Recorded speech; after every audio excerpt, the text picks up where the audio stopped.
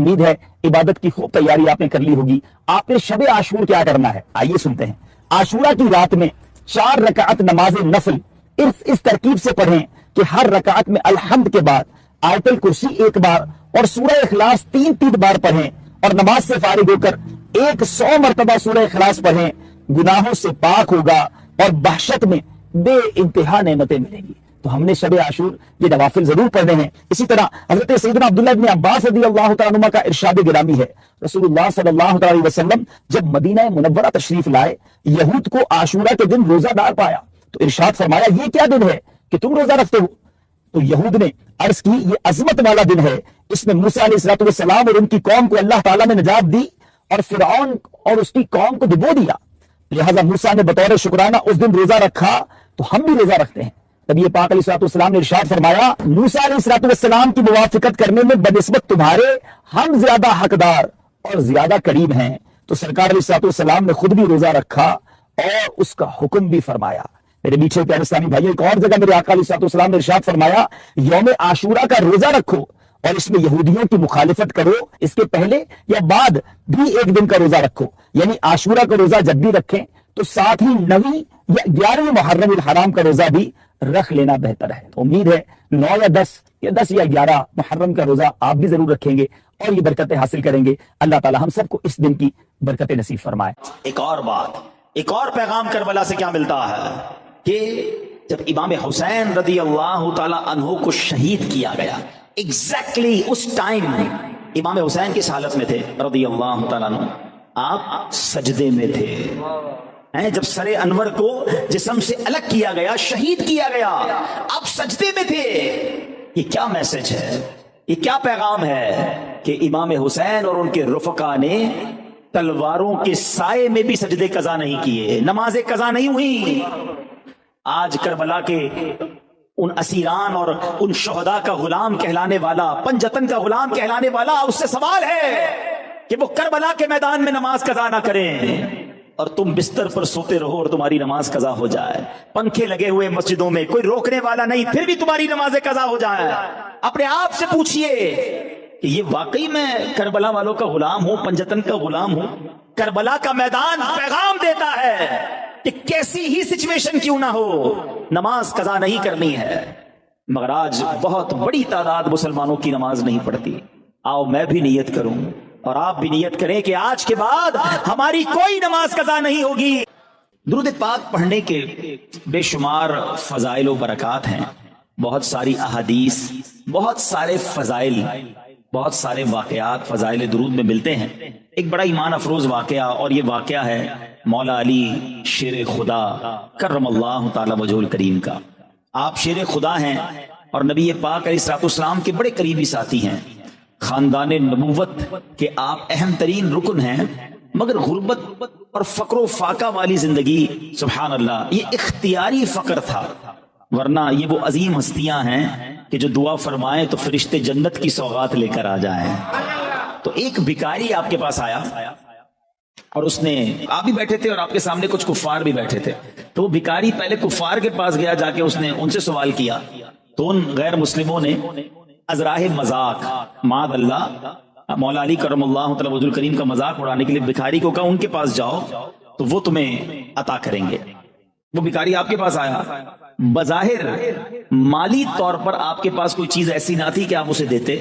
आपने क्या कहा कि उसने हाथ फैलाया हुआ था, तो आपने 10 बार दुरूद पाक पढ़ा और उस भिखारी की हथेली पर दम कर दिया और उसे कहा कि मुट्ठी बंद कर लो और वहां जाकर खोलो। जिन लोगों ने मेरे पास भेजा है ना, जिन गैर मुस्लिमों ने मजाक उड़ाने के लिए भेजा, जाओ उनके पास जाके मुट्ठी खोलना। अच्छा, वो सारा देख रहे हैं, वो और हंसने लगे कि कुछ भी नहीं दिया, फूंक मार दी और कहा मुट्ठी बंद करो, जाके उधर खोल देना।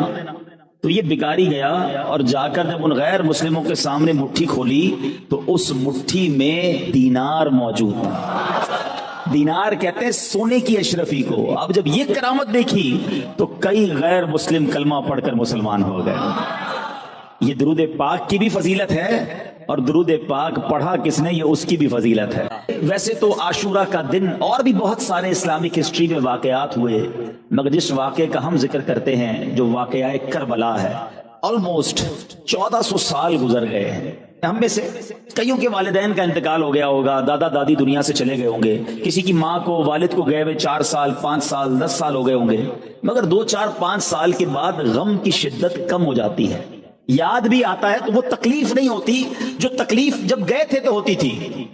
مگر یہ کیسا واقعہ ہے کہ 1400 سال گزر گئے، آج بھی جب اس واقعے کا ذکر ہوتا ہے تو عاشقان اہل بیت کے دل چھلنی ہو جاتے ہیں، آج بھی دل غم سے لبریز ہو جاتا ہے۔ سیدی اعلیٰ حضرت یہ جو صلاۃ والسلام میں جو ہم شعر پڑھتے ہیں، کس قدر یوں سمجھیے کہ ہمیں میسج ملتا ہے کہ کتنا ظلم ہوا تھا اس کے اندر۔ جن کو دھوکے سے کوفے بلایا گیا، جن کو دھوکے سے کوفے بلایا گیا، جن کے بچوں کو پیاسا رلایا گیا، جن کی گردن پہ خنجر چلایا گیا، اس حسین ابن حیدر پہ لاکھوں سلام۔ دھوکے سے بلایا گیا تھا، لڑنے نہیں گئے تھے، اور پھر کون تھے، مرتبہ کیا تھا، اسٹیٹس اور مقام کیا ہے۔ ذرا امام حسین کے بارے میں سنیے کہ آپ امام علی مقام، امام عرش مقام، امام تشنا کام، امام حسین رضی اللہ تعالی عنہ نواسہ رسول ہیں، مولا کائنات مولا علی اور جگر گوشہ رسول سیدہ فاطمہ بطول کے شہزادے ہیں۔ امام حسین رضی اللہ تعالیٰ عنہ 5 شعبان 4 ہجری کو مدینہ منورہ میں پیدا ہوئے۔ پیارے آقا علیہ الصلوۃ والسلام نے آپ کا نام حسین اور شبیر رکھا۔ امام حسین کی کنیت ابو عبداللہ ہے، لقب سبط رسول اور ریحانۃ الرسول، یعنی نبی پاک علیہ الصلوۃ والسلام کے پھول ہیں۔ میرے آقا انہیں سونگھا کرتے تھے۔ امام حسین کی جو سٹارٹ ہے نا، ذرا اس کو سمجھو۔ ہمارے گھر میں جب کوئی بچہ پیدا ہوتا ہے، ہم کوشش کرتے ہیں کسی بزرگ کی جو ہے وہ تحنیک کہتے ہیں، اس کو گٹی کہتے ہیں، کہ ان کے منہ سے کچھ شہد چٹا کر انہیں لگا دیں، یا کوئی بزرگ آ کر جو ہے ان کے کانوں میں اذان دے دیں۔ مسجد کے امام صاحب کو بلایا جاتا ہے، ایسا ہی ہے نا، اچھی بات۔ مگر امام حسین کی قسمت پر ہماری جانیں قربان، ان کو جب تحنیک دینے کا وقت آیا نا تو کوئی کھجور چبا کر نہ دی گئی، کوئی شہد نہ چٹایا گیا، بلکہ کونین کے والی جناب رسول اللہ صلی اللہ تعالی علیہ وسلم نے اپنی زبان امام حسین کے منہ میں دے دی تھی۔ یعنی لعاب رسول نبی پاک علیہ الصلوۃ والسلام کے مبارک لعاب سے پہلی غذا جو اس جسم میں جا رہی ہے وہ پیارے آقا کا لعاب دہن ہے۔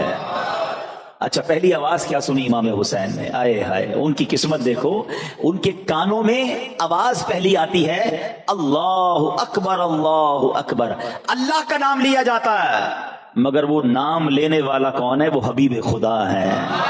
پیارے آقا نے امام حسین رضی اللہ عنہ کے کان میں اذان دی، کبھی کاندھے پر بٹھاتے ہیں، کبھی گود میں اٹھاتے ہیں، کبھی انہیں سونگتے ہیں، کبھی انہیں چومتے ہیں، اور فرماتے حسین مجھ سے ہے، میں حسین سے ہوں۔ کبھی جنتی نوجوانوں کے سردار کہا اور کبھی اپنے پھول کہا۔ اس قدر بڑا مرتبہ ہے۔ میرے آقا علیہ الصلوۃ والسلام فرماتے ہیں حسن اور حسین دنیا میں میرے 2 پھول ہیں، یہاں تک فرمایا کہ جس نے ان دونوں سے دشمنی رکھی اس نے مجھ سے دشمنی رکھی۔ یہ سب کچھ فضائل تھے، مگر پھر بھی انہیں ستایا گیا، پھر بھی انہیں رلایا گیا۔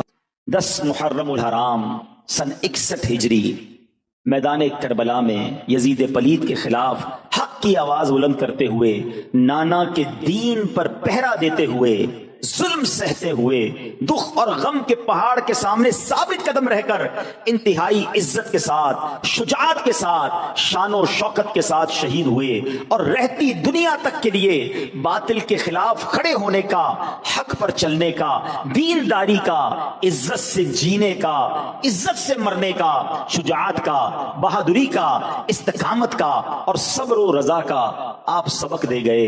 کیا خوب بات لکھتے ہیں شاعر، حسین ایک علامت ہے زندگی کے لیے، حسین ایک علامت ہے زندگی کے لیے، حسین عزم سفر ہے مسافری کے لیے، فطرت کی مصلحت کا اشارہ حسین ہے، قربانیوں کی آنکھ کا تارا حسین ہے، وہ اس لیے لڑے کہ ستم کو مٹا سکیں، پھر کیوں نہ ہم کہیں کہ ہمارا حسین ہے۔